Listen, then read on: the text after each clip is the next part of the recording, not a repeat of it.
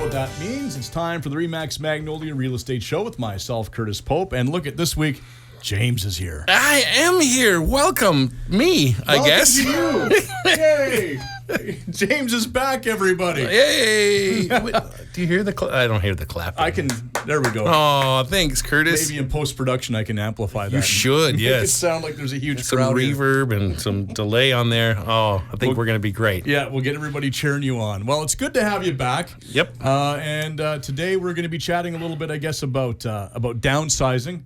We're talking about houses, not our waistlines. Right? Oh, well, I was going to say, you know, I have been trying to downsize a little bit. As have I. Yeah, I mean... Limited success. Well, I mean, downsizing a human is a lot like downsizing your home. You do it for kind of the same reasons. You know, health, you know.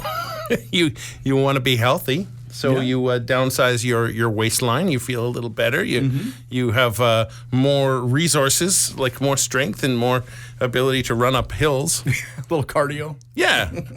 Wait, you can't run up hills in a house. I guess it depends what the house is. I mean, if it's a staircase, I guess that's a hill inside of a house. And how many floors it is. I mean, you've got some big houses out here. Yeah, you could downsize your house and your waistline at the same time. There you go. Now we're thinking. Row homes. Those row homes have so many stairs. They do. Yes. I think I think someone's going to come up with like a 5-story row home where it's like one room on each floor. They must have those probably in Europe because you see some of these European houses and and the staircases are like death traps. Oh yeah, they're not the standard 7 and 11 or whatever it is that you have to do. It's there's no handrail. No. One of them's a little bigger to trap intruders. Yeah. Very medieval. It's but they work. They work, yes, indeed. Well, yes, downsizing. We were talking about downsizing. Do you know anybody who's downsized their place to lately? Because it is a growing trend. You know, it's one of those things where it seems that when most people are downsizing, my friends and family go the opposite direction. My mother and father-in-law, this was about 12 years ago. This was my favorite. All the kids were out. Everybody was gone. And they moved from a place in Richmond that was, a good size to a place in Morgan Heights that was, like close to 5,000 square feet. Oh, my. Yeah. It's downsizing the upsized way. Yeah. They went the opposite direction for some reason. And, now they have to, text each other to find where they are in the house kind of thing. Well, I mean, downsizing can be location-based, too, right? That's true. You could have a 2,200 square foot detached home in Vancouver and downsize to Agassiz. And keep $1 million in your bank account and have a bigger house. Right, and of course you can always, I guess you could downsize property and still have the same size house because if you have a big lot and you're getting tired of doing all the yard work and cutting the grass, yes, you can get a place that has a postage stamp for a backyard. It's not always about making your living space smaller. So, I mean, downsizing can be a state of mind. Makes sense. As basically you're either freeing up capital. That's money for the people who don't know what capital is. They're going Ottawa? Can we free up Ottawa? Please. You're either freeing. Just clear the entire parliament out, all of them, and start over. There you go. I think you've started a new movement. Yeah, I'm at that point where I just don't like any of them. So just wash it right out and start from scratch.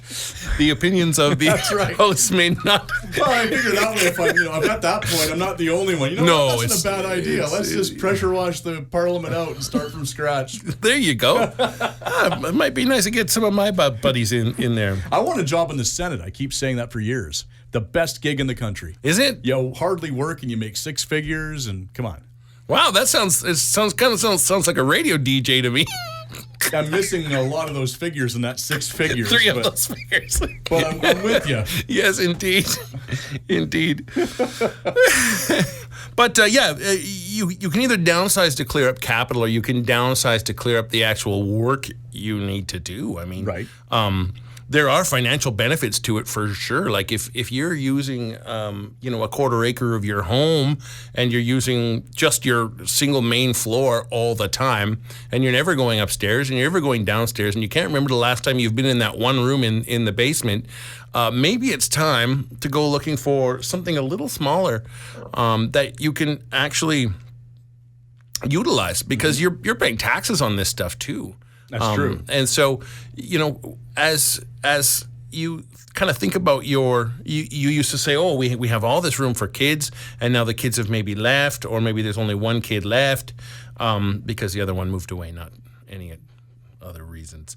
And there's I got all three at home still, so I don't know what you're talking about. I'm so sorry. I do too. Well, two anyway. But anyway, it's time to say, can I make my life better? Can I go on a trip once a year because I have less space? And you don't change your life at all. You're still living in that 1,400 square feet or that 2,400 square feet or whatever it might be.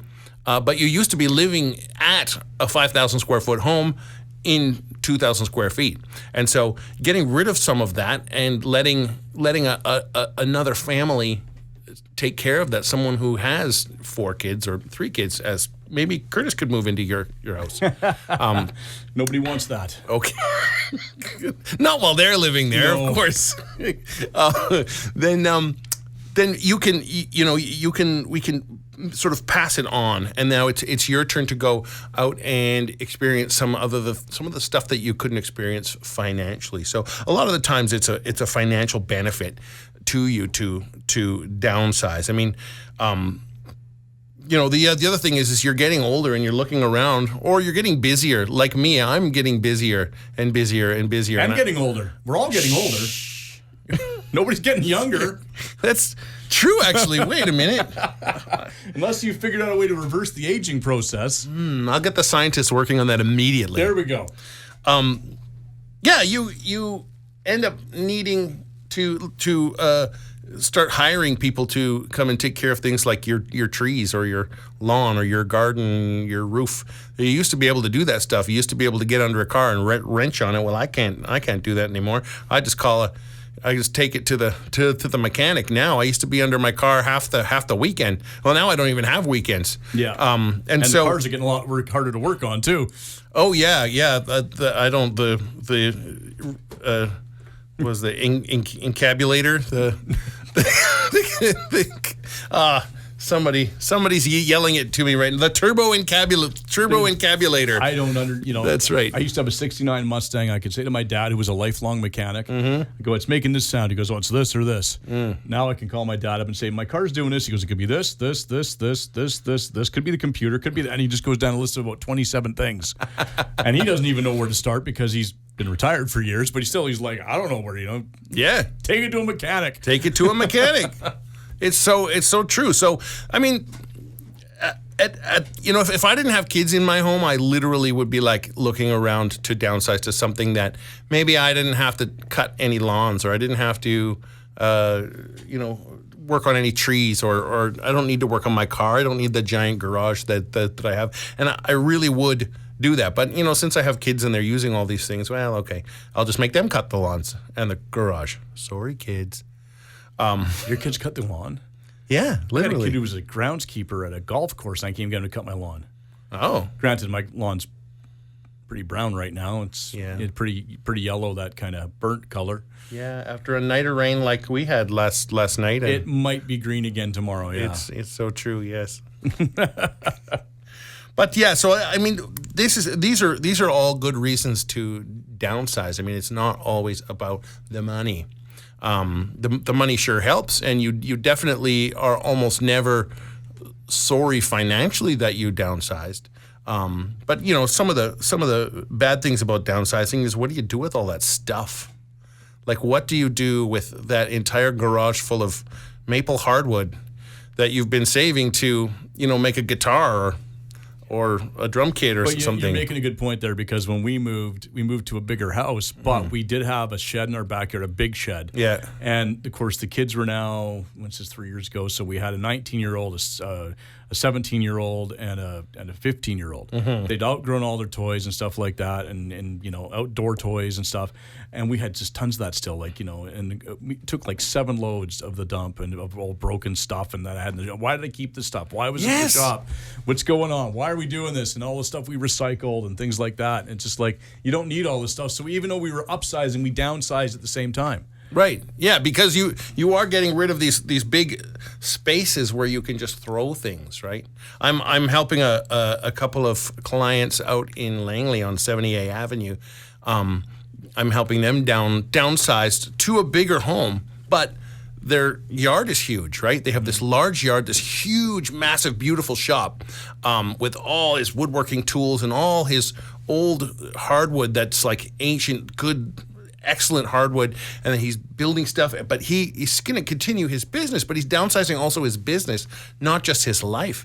And so they have this beautiful log home on like 2 acres almost, but they're downsizing to somewhere even more beautiful out in Harrison Highlands. And so it's a bigger house, yet they are actually downsizing. And the amount of stuff that they realize that as they're moving out, some stuff to sort of clear the way for people to buy it, they're realizing that I have a lot of stuff, and maybe we didn't need to keep the old pictures of, our... I have 2,000 CDs. Nephews, what? 2,000 CDs. What am I do I listen to them anymore? No. Have you ever counted how much money you spent on them? Times it by 20 bucks? I try not to think about it. And also, a lot of those came once I was in the industry and you would get freebies. Okay. But I probably had 1,500 of those before I got into the industry. Yeah. I mean, I think I have 300 in it. I threw all the cases away eventually, and I just put them all into a CD slipper. My idea is that one day, whether we're still here and the kids have moved out, I can make a music room and stuff like that. But right now, they're all still in boxes. Yeah. And I'm like, why? I don't want to get rid of them, but what do I do with them? Yes. Well, it's good to keep them, and you know why? Because if you go on Spotify and you're listening to the song "Bravery of Being Out of Range" by Roger Waters, the CD That's version... very specific. No, it's true. It's a really great song, but the CD version is so good, and for some reason, he changed it. And on Spotify, you cannot hear the original version. Oh, okay. And so... just like history, music is also being changed. Well, then I'm going to definitely hang on. There you go. Not that alone. At least hang on to "Amused to Death" by Roger Waters. If you can get rid of every other CD. Oh, I tell you, it's one of those. But it's one of those things. You've collected. You made a collection, and right now they're in boxes. They're in a closet. Yes, actually 2 closets. Yeah, in my house. And why? Because I one day have a plan for them. It's true. And what if you didn't have those closets? Would you have kept them? You didn't. Would they just sit in the middle? Then they'd be in the garage. Would they? What if you didn't have a garage? What I'm saying is that downsizing forces you to live. They'd be under my bed. Okay, cool. You're never getting rid of these. No, I think that's pretty much... Wouldn't it be fun to just sit at the top of a building and just fling them off hockey card style? Don't bring that up. I did that with Gretzky cards when he was a rookie. I did the same. Yeah, we'd have money if we would have kept those. Yeah, I know. Anyway. You know what? Let's take a break. Okay, let's take a break. We're going to drown our sorrows in more coffee. That's right, more so coffee. Early. We'll take a quick break. Okay. And then we'll come back and continue talking about downsizing. If people want more information about Remax Magnolia and your listings and things like that, where can they go? Well, if they're going to go to Remax Magnolia, they're going to go to remaxmagnoliarealty.com. But you have a website too. I know. If they really want to check out me and all the cool listings I have, including that one on 70A Avenue, you go to jamesminchau.com. We are back with more right after this.